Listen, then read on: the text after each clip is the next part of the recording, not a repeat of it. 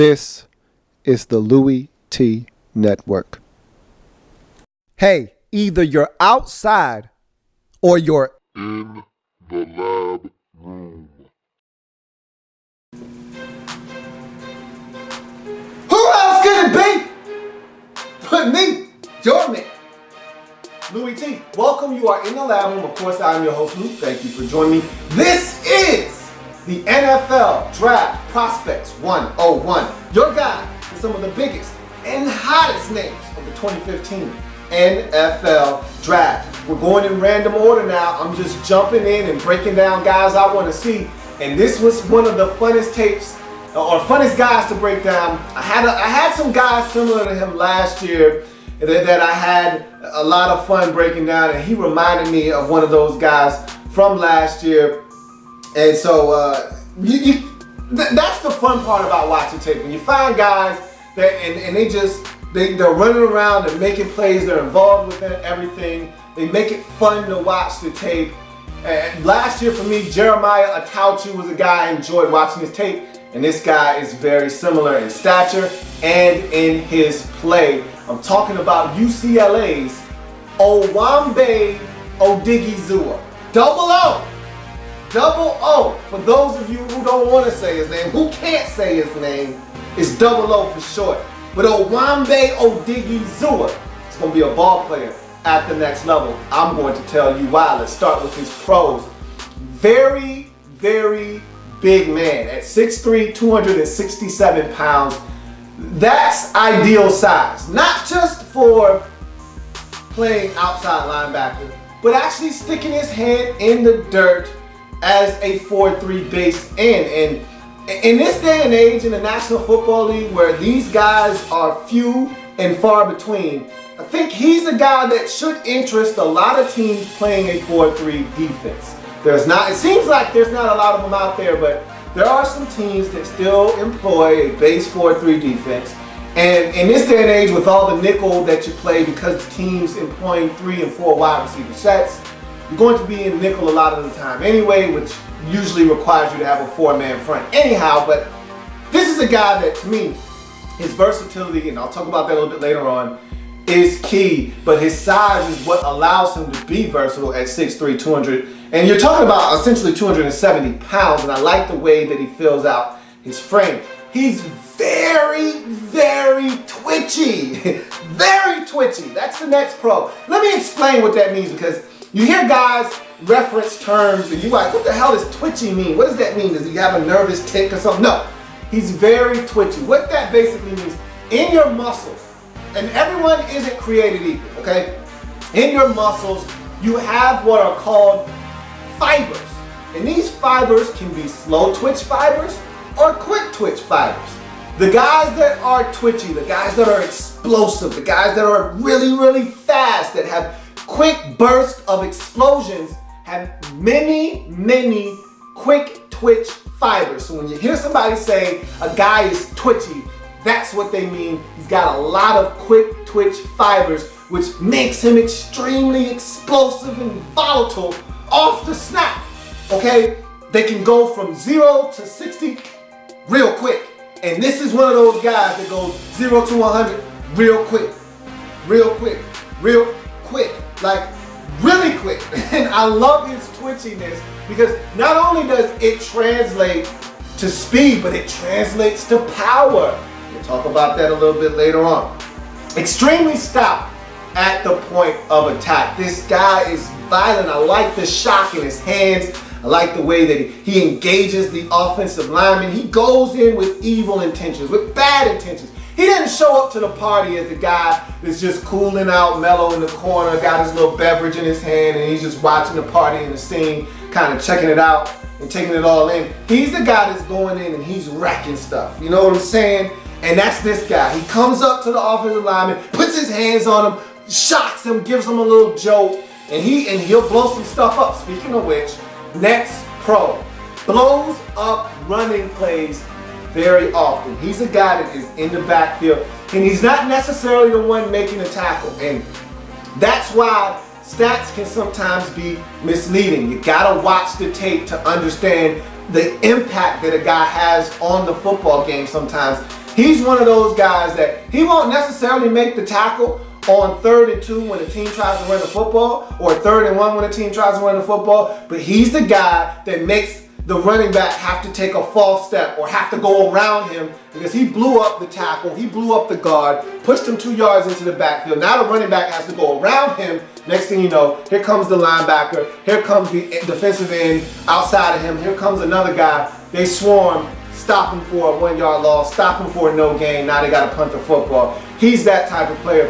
First game I put on, their season opener versus Virginia, the second play of the game, he takes the tackle, sticks the shoulder in him, takes him 2 yards into the backfield, allows the linebacker to get in there and make a 2-yard tackle for a loss in the backfield. That's the kind of impact that this guy has. He blows plays up in the run game, and I love it. Love it! Okay? You move on to his next pro. Terrific hand usage, okay? He's one of these guys, you see people and you know they understand what they're doing and how they set things up.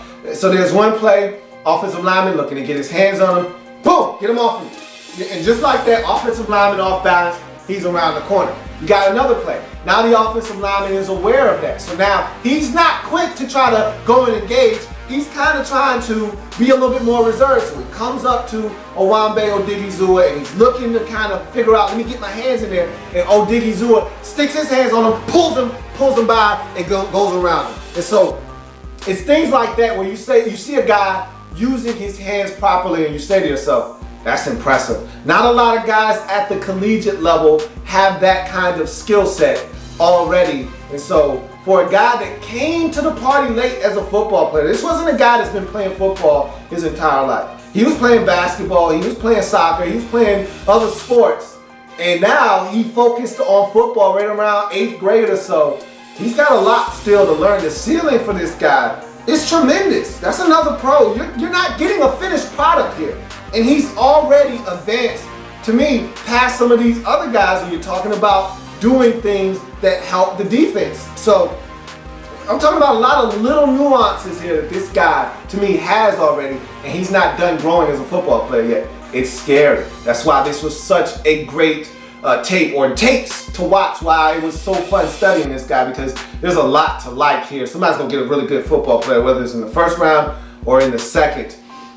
Full array of pass rushing moves, okay? So you're talking speed, okay? I talked to you already about him being a very twitchy football player. So you know the speed is there, the explosion off the line is there. Then he's a speed to power guy. I talked about that as well. So you know the bull rush is on point. There were a couple of plays where I watched him just absolutely destroy a guard, absolutely destroy a tackle, take the one arm, the long arm of the law, take it, stick it out there, jack a guy up, put him on skates, get some dancing, gets him into the lap of the quarterback. It's a beautiful thing. When a guy knows how to use leverage and how to jack a tackle up and put him on skates, man, is that fun to watch or what? He's got a spin move that he uses on an occasion, and then he's got a hard inside move that if you're looking for the outside, he can set you up with that and then go hard inside and you're beat because you've opened up to the outside thinking that's where he's going because he's been going there all game. Goes inside, now you're beat. So he's got an array of moves that he can bring to the table. I really like what this guy's doing, and again, there's so much more growth left in Owamagbe Odighizuwa that this is a scary proposition for teams. If this guy can put it together, if he gets with the right organization, they learn how to use this guy and all the tricks that he has, he could be a dangerous player at the next level. Non-stop engine. And for a guy that is a twitchy football player, a lot of times when you're twitchy, you run out of energy quick because you get quick, explosive bursts of energy and an explosion. But with that comes a lot of energy being expended. It's this quick burst, boom, boom, boom. But he's a guy that the motor, like I said, he's one of these guys that you put the key in the ignition on a 22-degree day, outside it's freezing, you turn the car on, you don't even need to warm it up. Turn the heat on and it just comes on hot, okay? That's the kind of car I want. I don't know about you. I don't want the car where, oh man, I ran out of time. I don't have time to warm up the car. I just got to go. It's freezing in the car. Windows need to be defrosted. I can't see. It's cold. And I got to wait another 7 minutes. And I got to drive with my head out the window because I can't see. I don't want that guy. I want the guy to turn on the car and it's already blowing out hot air. It's already defrosting the windows and I'm ready to rock and roll. Time to get on the way and go on my day. So I tell you what, he's that type of guy. The motor is always hot. Versatility. He lined up everywhere at UCLA. He stood up. He lined up in a three-point stance. He put his hand in the dirt. He stood up on the left side. Stood up on the right side. He's put his hand in the dirt on the left side. On the right side, they slid him in on passing downs to defensive tackle to get more rushers on the field. He's a versatile guy. I think you can be really excited about him being a conversion guy to a 3-4 outside linebacker. You could feel even better about putting him in a 4-3 defense as your outside defensive end in a 4-3 defense as a base end. I mean, to me, sky's the limit for this guy. And you may even be able to get him to put on another 5 to 10 pounds if you were looking for him to play your 4-3 base end. I mean, I think this guy has everything you're looking for as a guy on the outside, whether it's in a 3-4 or a 4-3 defense. Now we go to his cons. First thing that jumps off the page at you is the fact that he missed all of the 2013 season and had a medical red shirt for his last season at UCLA, which was this past season in 2014. Missed all of 2013 with a hip problem, needed surgery for it, had hip surgery, missed the entire season. Anytime you start talking about hips, I get a little nervous. You can't do anything, and I mean anything, without your hip. Ask Bo Jackson. His hip ended his career. Hips aren't to be played with, but he came back and had his most productive season of his career at UCLA in 2014. So feel like he's got a clean bill of health. Hopefully that's not an issue moving forward. Doesn't seem like it's going to be, but you just never know. Those hips are tricky. Ask Baltimore Ravens tight end Dennis Pitta. Those hips not to be played with. He's still dealing with some issues with that hip. So now you go on to his next con. Almost gets to the quarterback a lot. Okay, and when I say a lot, let's just lump these two last cons together. Almost gets to the quarterback a lot, and productivity doesn't blow you away. 6 sacks is his career high. Now, I caution you, when you look at the 6 sacks, I caution you, don't allow the numbers to fool you. I just told you he almost gets to the quarterback a lot. And it's one of those situations where he'll blow by a guy, quarterback will step up, he'll get an arm on him, but he's not able to drag him down. Or it's a situation where he'll have a quarterback in his grasp and not get him down on the ground. Or quarterback will just step up just in the nick of time and get away from him. I'm telling you right now, with a little tweak here, a little tweak there, these almost sacks are going to turn into sacks. And I don't think he's a guy that you want to pass up because of the lack of productivity. You turn on the tape, you see what I saw, and you see a player that at the next level with the right coaching and the right scheme, this guy could be the next big thing at the NFL level. So I'm impressed. I'm not going to allow the 6 sacks to deter me in any way, shape, or form. This is a guy that if I'm looking for an edge pass rusher, if I'm looking for a guy to be explosive, he could be my man very easily. Owamagbe Odighizuwa, double O from UCLA. I think he could easily sneak into the back half of the first round.